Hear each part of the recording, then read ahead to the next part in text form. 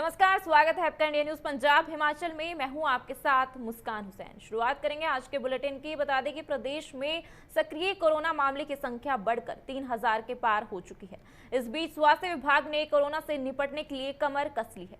स्वास्थ्य विभाग के सचिव सुभाषीष पांडा ने बताया है कि सरकार कोरोना से निपटने के लिए पूरी तरह तैयार है, लेकिन लोगों को भी कोरोना से बचाव के लिए सावधानी बरतनी होगी। वहीं उन्होंने कहा है कि स्वास्थ्य विभाग लगातार बीएमओ और सीएमओ के साथ बैठकें कर रही है और प्रदेश में फिर बड़े कोरोना के मामले बढ़ते जा रहे हैं। विभाग के स्तर पे हम निरंतर चर्चा में हैं सभी सीएमओस के साथ और बीएमओस के साथ भी। कुछ दिन पहले हमने सीएमओस के साथ बैठक शिमला में भी की थी। हम चर्चा इस दिशा में कर रहे हैं दो प्रकार के। एक तो कि हम जो इन्फेक्शंस बढ़ रहे हैं उसको कैसे रोकथाम करेंगे और दूसरे ओर से कैसे हम वैक्सीनेशन को बढ़ावा देंगे। तो जहाँ तक इन्फेक्शन रोकने की बात है, हम बार बार आग्रह कर रहे हैं पूरे पॉपुलेशन से कि कोविड अप्रोप्रिएट बिहेवियर अवश्य अपनाएं। कई बार ये महसूस ऐसा शायद हो रहा है लोगों के बीच में कि आम मामूली से ज़ुकाम की तरह आ रहा है। मैं सतर्क करना चाहूँगा, इस प्रकार का ये बीमारी नहीं है। पिछले कल ही WHO के डॉक्टर स्वामीनाथन ने अपना ट्वीट किया था, जो साइंटिफिक इससे जानकारी मिल रही है। ये कोविड अभी अगर माइल्ड है तो फ्यूचर में ये ऐसा भी हो सकता है कि ये कार्डियोलॉजिकल इश्यूज़ पैदा कर सकता है, न्यूरोलॉजिकल इश्यूज़ पैदा कर सकता है। और बार बार इन्फेक्शन होना मतलब आप अपने आप को खतरे में ज़्यादा डाल रहे हैं। इस वक्त वेरिएंट्स की बात चल रही है, तो कुछ एक वेरिएंट्स जो अभी भारतवर्ष में नहीं है और विशेषकर हिमाचल में नहीं है, वो वेरिएंट्स ऑफ कंसर्न घोषित किए गए हैं WHO के साथ। तो उसके ऊपर भी हम निरीक्षण कर रहे हैं और अपने सैंपल्स का जीनोटाइपिक का सीक्वेंसिंग कर रहे हैं ताकि हम जाने कि स्टेट के अंदर किस प्रकार के वेरिएंट्स इस वक्त चल रहे हैं।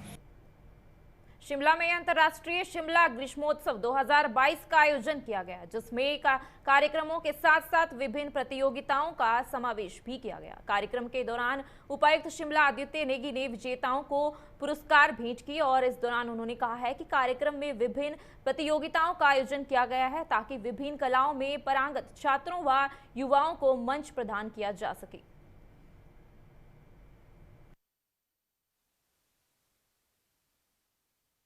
आप लोगों को जैसे मालूम ही है कि जो शिमला का समर फेस्टिवल है उसको इंटरनेशनल मेले का जो दर्जा प्राप्त है, तो ये एक बहुत बड़ा फोरम है जहाँ पे जो है जो लोग वहाँ पे पार्टिसिपेट करते हैं और जो लोग जीतते हैं उनको एक बहुत बड़ा फोरम मिलता है। वहाँ से उनको काफ़ी जो है नाम और ख्याति प्राप्त होती है और हमारा पर्पस भी यही रहा है कि उसके माध्यम से जो है लोगों को एक फोरम प्रोवाइड करें जहाँ पे वो अपने टैलेंट को शोकेस कर पाए। और जो लोग यहाँ पे जीते हैं तो डेफिनेटली उन्हें जो है एक अच्छा मंच मिला, एक अच्छा नाम मिला और आगे उनको जो है मुझे लगता है बहुत कारगर साबित होगा, हेल्पफुल साबित होगा उनके लिए।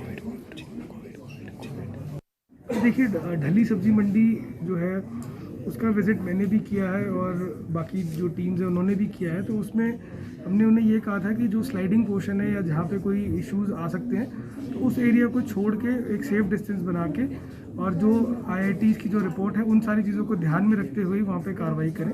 अगर उसमें कोई फ्रेश डेवलपमेंट होता है, कहीं ऐसा होता है कि कुछ क्रैक्स आती हैं बारिश की वजह से, तो डेफिनेटली इसको कंसिडर किया जाएगा कि उसको पूरी तरह से बंद करना है या नहीं। वो सारी चीज़ें भी देखी जाएंगी उसमें। शिमला में कांग्रेस युवा ब्रिगेड की बैठक में कांग्रेस महासचिव विक्रमादित्य सिंह कांग्रेस मुख्यालय राजीव भवन शामिल हुए। बैठक के दौरान उन्होंने कहा है कि कांग्रेस पार्टी की एक ही विचारधारा है जो बिना भेदभाव सभी को एक साथ लेकर चलने में विश्वास रखती है। आज देश विकट स्थिति में से गुजर रहा है और बढ़ती महंगाई और बेरोजगारी ऐसी समस्या बन गई है जिससे देश का आम नागरिक परेशान है। विक्रमादित्य सिंह ने युवा ब्रिगेड से कहा है कि वह कांग्रेस की युवा बेरोजगार यात्रा में शामिल होकर बेरोजगार युवाओं के सारथी बनेंगे।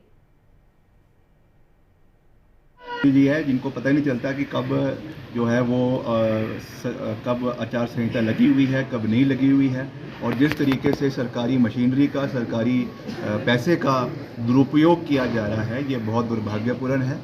और मैं उनको कह देना चाहता हूँ, खुली चुनौती दे देना चाहता हूँ। जुब्बल कोटखाई की वो जो है ऑब्जर्वर बने थे, अभी रामपुर के अंदर जाखड़ी वार्ड का जो है इलेक्शन होने जा रहा है। ओपन चैलेंज दे रहा हूँ कि आप वहाँ के ऑब्जर्वर बनिए भाजपा की ज़मानत वहाँ पे जब्त होने वाली है रामपुर में इस वार्ड के अंदर। आप वहाँ के ऑब्जर्वर बनिए। आप हमें राजनीतिक जो है शिक्षा दे रहे थे, खुद आपका जो है वो जहाँ जहाँ आप जाते हैं आप भाजपा की ज़मानत जब्त करके आते हैं।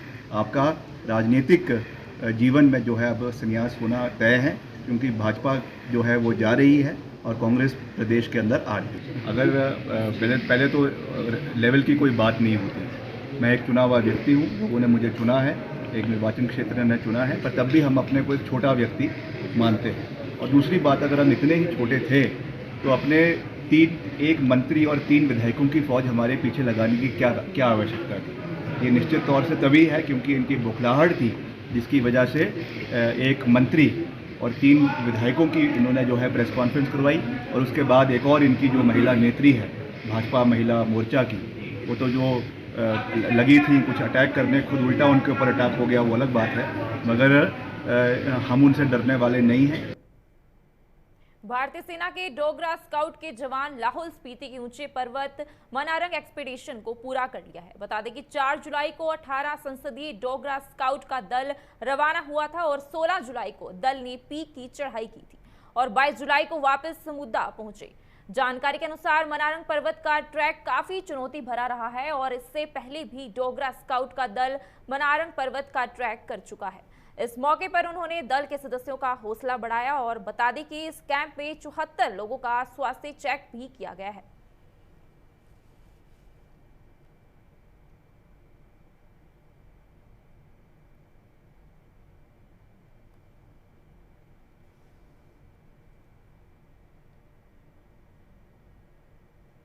प्रदेश में बरसात ने शुरुआती दौर ही अपना कहर बरपाना शुरू कर दिया है। बता दें कि जल शक्ति विभाग का अभी तक 25 करोड़ रुपए का नुकसान हो चुका है, जिसके अंतर्गत धर्मशाला, पालमपुर जैसे कई शहरों में सिंचाई व सीवरेज स्कीमें प्रभावित हुई हैं। अब तक बरसात में ग्रामीण क्षेत्रों में पेयजल स्कीमों और शहरी क्षेत्र में 5 पेयजल स्कीमों सहित 4 सीवरेज स्कीमों को नुकसान पहुंचा है और बरसात से प्रभावित हुई स्कीमों को विभाग ने रिस्टोर कर दिया है तथा नुकसान की रिपोर्ट तैयार करके सरकार को भेज दी गई है। इस मॉनसून सीजन में लगभग 400 स्कीम्स मेरे वृत्त की, धर्मशाला वृत्त की इफेक्ट हुई हैं। इसमें लगभग 286 के करीब वाटर सप्लाई स्कीम है, 66 जो है इरिगेशन स्कीम्स हैं, कुछ हमारे फ्लड प्रोटेक्शन के वर्क्स हैं, कुछ सीवरेज की स्कीम है। लेकिन प्रेजेंटली कोई भी स्कीम बंद नहीं है, सभी योजनाओं को रिस्टोर कर दिया गया है। जैसे ही डैमेज होता है उसको विद इन टाइम फ्रेम हम रिस्टोर करके चालू कर देते हैं। मेरे वृत्त के अंतर्गत अभी लगभग 25 करोड़ का जो नुकसान इस मॉनसून के दौरान हो चुका है। हिमाचल प्रदेश सरकार द्वारा आम जनता के स्वास्थ्य लाभ को लेकर वर्ष 2019 से संचालित हिमकेयर योजना लाभार्थियों के लिए वरदान साबित हो रही है। इस योजना में पंजीकृत लाभार्थियों को 5 लाख रुपए तक का स्वास्थ्य बीमा का प्रावधान है और प्रदेश के ग्रामीण परिवेश में हिमकेयर योजना का सैकड़ों लोग लाभ ले रहे हैं। हिमाचल प्रदेश के जिला हमीरपुर की धुंडी ग्राम पंचायत में इंडिया न्यूज संवाददाता जीवन कुमार ने हिमकेयर योजना के लाभार्थी परिवार से मुलाकात की है और इंडिया न्यूज से बात करते हुए इस योजना के लाभार्थी मोहम्मद इकबाल ने क्या कुछ कहा है, आइए आपको सुनाते हैं। मेरे साथ हैं हिमकेयर लाभार्थी मोहम्मद इकबाल। मोहम्मद इकबाल, पहले अपने बारे में बताएं। सर, मेरा नाम है मोहम्मद इकबाल और पिताजी का नाम है श्री जलालुद्दीन। हमारे विलेज बुरनाड़, ग्राम पंचायत दुड़ुई से हूँ। हिमकेयर योजना के अनुसार किस प्रकार का स्वास्थ्य लाभ मिला आपको? सर, मेरा हार्ट की बाईपास सर्जरी हुई है हिमकेयर के थ्रू। कितना पैसा मिला? सर, हिमकेयर का जो वहाँ पे बिल बना तो वो 1,20,000 और उसके बाद दोबारा फिर अमाउंट भरा, उसका मेरे को ध्यान नहीं है वो कितना अमाउंट भरा गया था दोबारा।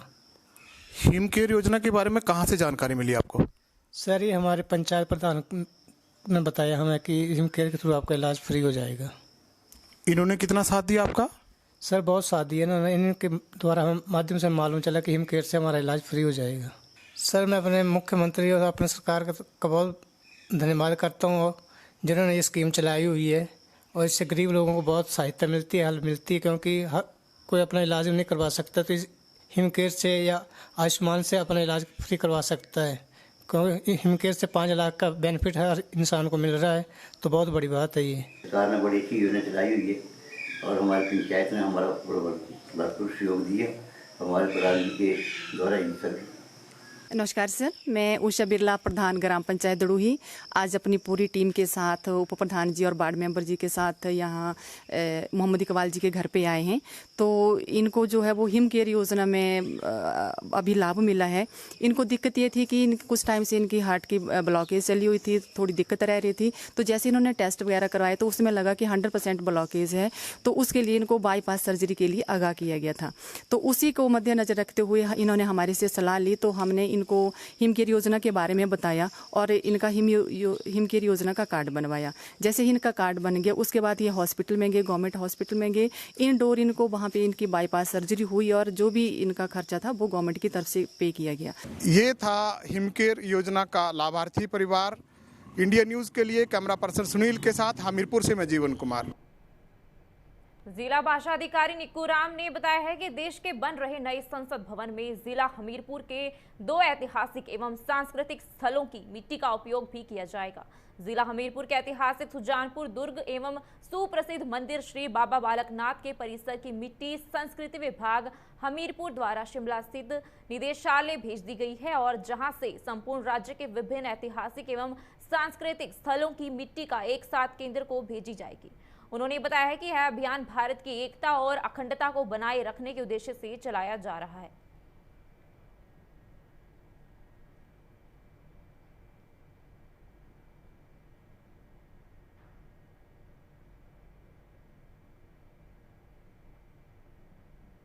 भारतीय सैनिक देश की रक्षा करते हैं। जिस तरह सैनिक देश के लिए अपनी सेवाएं देते हैं, उसी तरह वेस्ट वॉरियर्स के माध्यम से युवा भी सफाई अभियान के तहत देश को स्वच्छ बनाने में अपना योगदान देते हैं। यह बात वेस्ट वॉरियर संस्था द्वारा कारगिल दिवस के उपलक्ष्य में सोमवार को ई विंग्स एकेडमी के सहयोग से शहीद स्मारक धर्मशाला में चलाए गए सफाई अभियान के दौरान वेस्ट वॉरियर्स की प्रतिनिधि निधि ने कही है।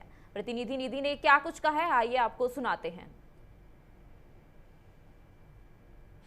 जी, कारगिल दिवस जो है 26 जुलाई को होता है, कल कारगिल दिवस है, लेकिन उसको सेलिब्रेट करने के लिए वेस्ट वॉरियर्स ने इस बार ई विंग्स एकेडमी के साथ में कोलैबोरेट किया है और वहाँ के जो स्टूडेंट्स हैं उनके साथ में मिलके हम वॉर मेमोरियल की साफ़ सफाई और उसके आसपास की जगहों की साफ़ सफाई करना चाहते हैं, क्योंकि हमको ऐसा लगता है कि हम सब वॉरियर्स हैं और हम सब देश को सर्व कर सकते हैं। हमारे जवान जिस तरीके से बॉर्डर्स पे और देश के अंदर रह के हमारे देश की रक्षा करते हैं, उसी तरीके से कचरे से भी हमको अपने देश की और दुनिया की रक्षा करनी है। उसके लिए हम और ज़्यादा वॉरियर्स को अपने साथ में जोड़ना चाहते हैं, जिसके लिए ई विंग्स के स्टूडेंट्स के साथ में मिलके हम ये सफाई का अभियान जो है आज यहाँ पर चलता है। हम डेज़ को मद्देनज़र रख के भी क्लीनअप्स करते हैं, लेकिन वेस्ट वॉरियर्स के लिए हर दिन सफाई का दिन है, हमारे लिए कोई एक स्पेसिफिक दिन सफाई के लिए नहीं होता है। तो इसके अलावा भी हमारे वार्ड लेवल्स पे या फिर भागसू नाग के वाटरफॉल के ट्रेल पे या त्रियुण के ट्रेल पे जो है मंथली क्लीनअप्स होते रहते हैं। तो किसी दिन के लिए हम रिस्ट्रिक्टेड नहीं है कि किसी पर्टिकुलर इवेंट के लिए या डे के लिए हम क्लीनअप करना चाहते हैं। हम हर दिन सफाई में बिलीव रखते हैं और हम उसके लिए हर दिन काम करें। चंबा के पांगी साचपास मार्ग में सड़क हादसे रुकने का नाम नहीं ले रहा है। सतरुंडी के समीप एक बोलेरो गाड़ी हादसे की शिकार हो गई और इस हादसे में 5 लोगों की मौत बताई जा रही है। वहीं 2 अन्य घायल हुए हैं और मृतकों की पहचान नहीं हो पाई है। मिली जानकारी के मुताबिक एक बोलेरो गाड़ी पांगी से चंबा की ओर आ रही थी। जैसे ही सतरुंडी से 1 किलोमीटर आगे पहुंची तो धुंध होने के कारण गाड़ी खाई में जा गिरी और गाड़ी जिसकी वजह से हादसे के बाद पीछे से आ रही अन्य वाहन चालकों ने इसकी सूचना रानीकोट नामक स्थान पर स्थित ढाबा मालिकों को दी। जो इंसिडेंट हुआ है बहुत ही अनफॉर्चुनेट इंसिडेंट है। ये बोलेरो गाड़ी थी, ये सतरुंडी से बैरागढ़ आ रही थी। ये सर्वेयर के लिए काम करते हैं और करने के बाद जब लौट रहे थे तो रानीकोट के पास में धुंध के कारण गाड़ी डिसबैलेंस हुई और जिसमें कि गाड़ी में 7 सवारी थे। 7 में से 5 लोगों की डेथ कंफर्म्ड है और 2 लोग इंजर्ड हुए, जिनको मौके पर पुलिस टीम ने पहले तिस्सा हॉस्पिटल ले गया, वहाँ से उनको चंबा अस्पताल के लिए रिफर कर दिया गया है। नगर निगम धर्मशाला में कार्यरत कर्मियों व फील्ड स्टाफ को छठे वेतन आयोग का लाभ देने की मांग इंटेक ने बुलंद कर दी है, जिसके लिए रविवार को धर्मशाला में इंटेक प्रदेश महासचिव सीताराम सैनी की अध्यक्षता में बैठक का आयोजन किया गया। इस दौरान निगम कर्मियों के हित में छठे वेतन आयोग का लाभ सुनिश्चित करवाने का निर्णय लिया गया और वहीं सैनी ने कहा है कि अब ऐसे में निगम प्रशासन इंटेक के नोटिस पर जल्द कार्रवाई करे, अन्यथा इंटेक आंदोलन से पीछे नहीं हटेंगे। ऐसे है, नगर निगम द्वारा कई मसले जो है लटकाए जा रहे हैं बार बार। मैं आपको थोड़ा सा पिछली हिस्ट्री भी बताऊंगा कि पहले जहाँ नरेगा का जो काम लगता था वो सारा नहीं लगाया जा रहा था और हम यहाँ पर रूस इलास भी निकालना पड़ा, फिर भी 3 महीने निकाल दिए। उसके बाद जो है इन्होंने अब इसी महीने से काम शुरू किया है, क्योंकि जो हठधर्मी है इस नियोग के अधिकारियों की। अब मेन मुद्दा हमारा यहाँ पर है कि जो छठा वेतन जो है सरकार ने लागू कर दिया है हिमाचल प्रदेश के सभी कर्मचारियों को, परंतु जहाँ धर्मशाला के जो जितने भी कर्मचारी हैं फील्ड में हैं या दफ्तर में हैं, उनको जो है वो आज तक अभी तक वो पे कमीशन जो है लागू नहीं किया है। और मैं ये बता देना चाहता हूँ कि जितने अधिकारी लोग हैं वो तो सरकार द्वारा दिया हुआ वेतन जो है निर्धारित करके उन्होंने फिक्स करके अपना सारा ले लिया है। सिर्फ क्लास 3 क्लास 4 के ही कर्मचारी जो हैं जिनको ये लागू नहीं किया जा रहा है। बड़े अफसोस की बात है कि सरकार तो कह रही है कि हम सभी को दे रहे हैं, परंतु अधिकारी जो है अपनी मनमानी कर रहे हैं। इस मनमानी के विरुद्ध हमने आज जहाँ इंटक ऑफिस में जो है मीटिंग की थी, लेकिन के कर्मचारी भी आए थे, हमारे ऑफिस के भी आए हुए हैं। तो आज हमने यही डिसीजन लिया, अगर सरकार ने अब हम नोटिस देने जा रहे हैं, 21 दिन का नोटिस है। मंडी के दुर्गम क्षेत्र निहरी में सुंदरनगर विधानसभा के विधायक एवं प्रदेश भाजपा महामंत्री राकेश जम्वाल ने ग्राम पंचायत खलियोग सीनी को लाखों की सौगात दी है। इसके तहत राकेश जम्वाल ने क्षेत्र में 33 लाख रुपए की लागत से बनने वाले सीनी के पंचायत घर और 2 लाख रुपए की लागत से बनने वाले सामुदायिक भवन गलियोग सीनी के भवन का शिलान्यास किया है। इस मौके पर विधायक राकेश जम्वाल ने क्षेत्र के विभिन्न कार्यों को लेकर लाखों रुपए की घोषणाएं भी की है और इसके अलावा राकेश जम्वाल ने सुंदरनगर से फैगल तक बस सुविधा मुहैया करवाने का आश्वासन भी दिया है। क्षेत्र में आया, हमारी वहां पर भी नई जो पंचायत बनी है, उस पंचायत में जब दौरे पर था 2 कार्यक्रम वहां पर थे। मुझे वहां पर एक पूर्व प्रधान जी मिले, बोला मैं 15 साल पहले 20 साल पहले प्रधान रहा हूं, हमने मंत्री भी देखे, हमने विधायक भी देखे, लेकिन जो काम इस बार इलाका नीरी में, इलाका चरखड़ी में, पूरे विधानसभा क्षेत्र में हुआ है, ऐसा काम हमारे विधानसभा क्षेत्र में आज से पहले कभी नहीं हुआ। इसका कारण कि आज गांव गरीब का बेटा, आज ऐसे पहाड़ी क्षेत्र से संबंध रखने वाले जयराम ठाकुर जी आज हिमाचल प्रदेश के मुख्यमंत्री हैं। उन्होंने कहा है कि ये हमारी सरकार की योजनाएं, हमारी सरकार का लाभ अंतिम पायदान पर बैठे, अंतिम छोर पर बैठे गरीब से गरीब व्यक्ति तक हमारी सरकार की योजनाओं का लाभ जाना चाहिए। इसी का परिणाम है कि आज इतनी संख्या में यहाँ पर माताएं बहनें बैठी हैं। मैं पूछना चाहता हूं कि जिस परिवार के पास भी गैस नहीं थी, हिमाचल की जयराम जी की सरकार ने हर घर को गैस का चूल्हा देने का काम किया है, जिसके लिए हम जयराम जी का धन्यवाद करना चाहते हैं। नगर परिषद सुंदरनगर में 23 करोड़ रुपए से निर्मित उठाऊ पेयजल योजना को लेकर कांग्रेस पार्टी ने भाजपा सरकार और जल शक्ति विभाग पर निशाना साधा है। मीडिया से अनौपचारिक बातचीत में प्रदेश कांग्रेस कमेटी के वरिष्ठ उपाध्यक्ष सोहन लाल ठाकुर ने कहा है कि सुंदरनगर परिषद क्षेत्र के लिए बीएसएल जलाशय पेयजल योजना को शुरुआत से ही विरोध झेलना पड़ रहा है। उन्होंने कहा है कि सुंदरनगर शहर के आसपास के क्षेत्रों में कई प्राकृतिक स्रोत मौजूद हैं और उनका संवर्धन कर लोगों को पीने के पानी की आपूर्ति की जा सकती है। जब से ये स्कीम का पता लगा था कि भाई झील से पानी उठाने की स्कीम आईपीएच विभाग बनाने जा रहा है, हमने उस वक्त भी अपने सुझाव दिए थे कि सुंदरनगर के आसपास प्राकृतिक स्रोतों से पानी उपलब्ध है, उनको उन सोर्सेज को इम्प्रूव किया जा सकता है, उनसे पीने की पानी की आपूर्ति की जा सकती है। और हमने कहा था कि ये झील से पानी उठाना उपयुक्त नहीं होगा, क्योंकि इसमें सारी ब्यास नदी का पानी जो पानी है, पानी के ऊपर जो गंध है वो तैरता हुआ इसी जगह इकट्ठा होता है और यहाँ से पानी उठाना कदापि ठीक नहीं होगा। और अभी 2 दिन पहले जो मणिकरण से लाश बहती हुई आई, ये उसी स्पॉट पे पाई गई, उसी स्पॉट से इसको निकाला गया जहाँ से ये पानी उठाया गया है। वहाँ कुत्ते जानवर मरे हुए उसी जगह पे तैरते हुए नजर आते हैं और वहीं से पानी उठाया गया है। इसका हमने पहले भी कहा कि किसी भी तरह से यहाँ से उठाना पानी मुनासिब नहीं रहेगा। जिला सिरमौर फुटबॉल संघ नाहन के अध्यक्ष नरेंद्र थापा ने मीडिया से रूबरू होते हुए आरोप लगाए हैं कि जिला सिरमौर फुटबॉल संघ नाहन के पंजीकरण नंबर पर फंडिंग एकत्रित कर रही हैं और राजनीतिक संरक्षण के चलते लगातार नियमों की अवहेलना कर डीएफएफ सिरमौर घोटाले को अंजाम दे रहा है। वहीं उन्होंने कहा है कि इसके बारे में बाकायदा जिला प्रशासन को लिखित रूप से शिकायत भी सौंपी गई है, लेकिन डीसी सिरमौर भी राजनीतिक दबाव के चलते कार्यवाही करने से कतरा रहे हैं। फिलहाल के लिए बस इतना ही। तमाम खबरों के लिए देखते रहिए इंडिया न्यूज पंजाब हिमाचल। नमस्कार।